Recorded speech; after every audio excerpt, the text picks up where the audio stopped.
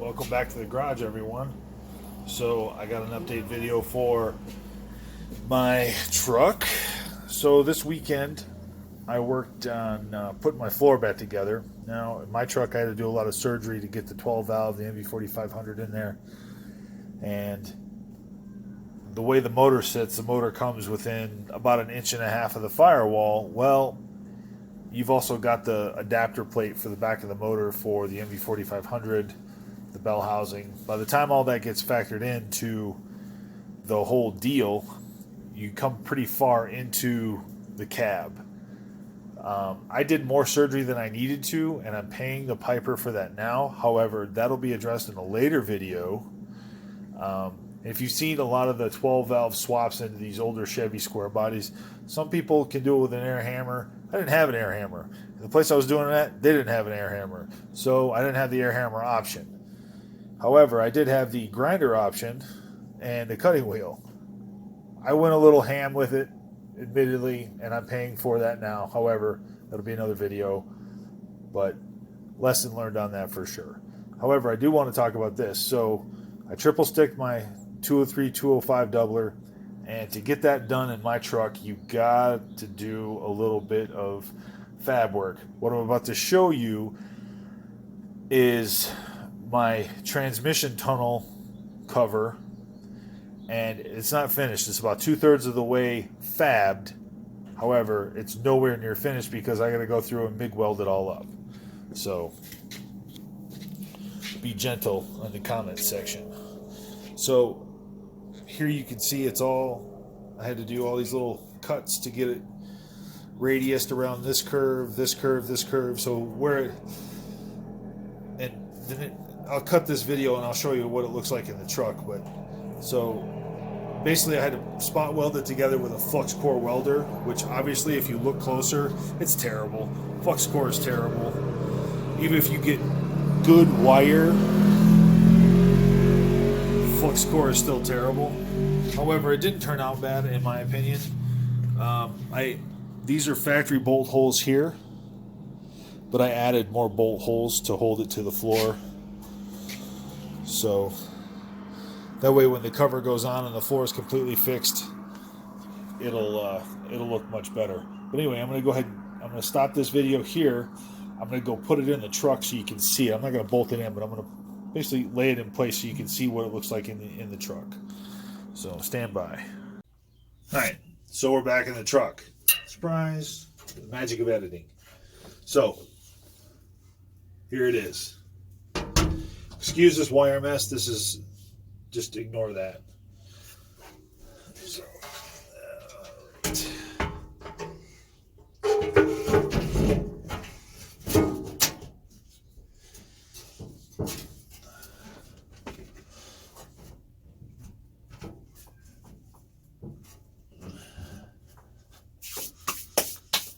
So this is, without being bolted in, this is where it's going to sit and how it's going to look in the truck. So you can see my firewall where I did the surgery. Obviously, I've got the panels cut for it. I just haven't had a chance to clean the floor and get all this squared away so I can actually get something done with it. However, I still have to make this portion of make a little riser here for my shift boot, which won't be too complicated, but you can see I still have full functionality on all my sticks. Took me a couple of days, 2 solid days worth of work to get this pretty much done.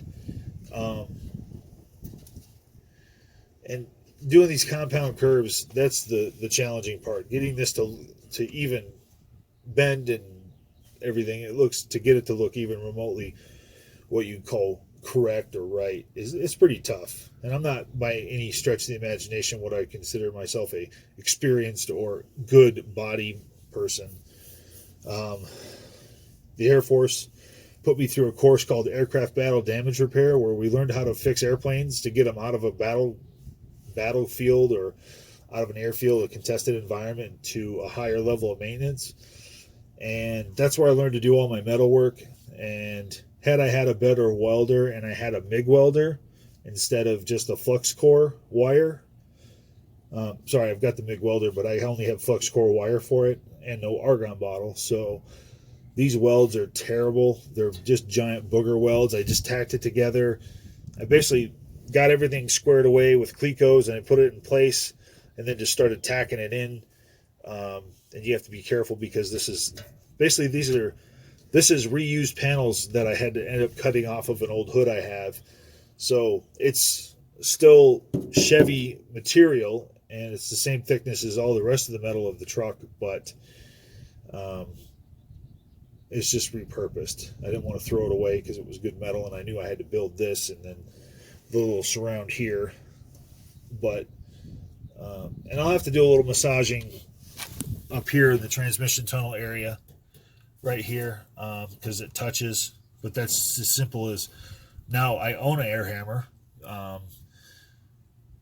and I can massage that so it's not crazy. But I'll wait to massage this until I get these two body panels, this horse collar looking thing, until I can get that horse collar in and fixed, and then I'll massage everything and do the final fit, get all this ground down, get this MIG together correctly so it's sealed, so it's a good seal, so I don't have water or anything coming through there in the rainstorm. I don't plan on putting the truck through a bunch of mud and water, but I'll go ahead and remove this.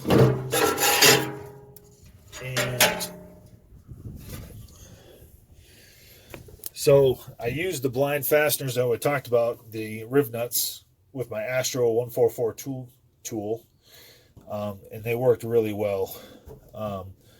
And these are permanent, so that's pretty much going to bolt in here. And then when I put these other panels in, I'm going to continue using these all the way up and around for the rest of the fastening and the rest of the tonneau cover.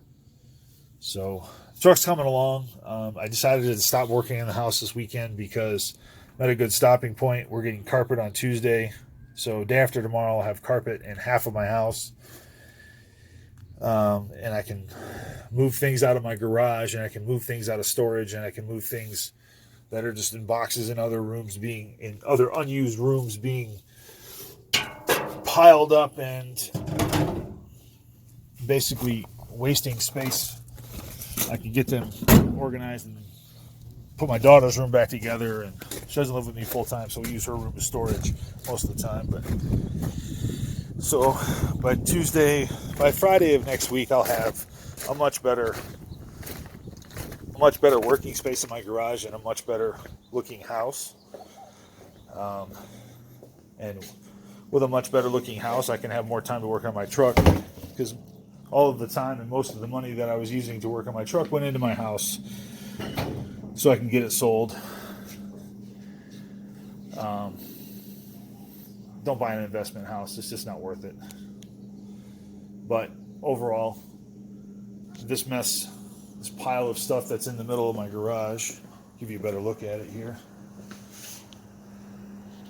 will not be there.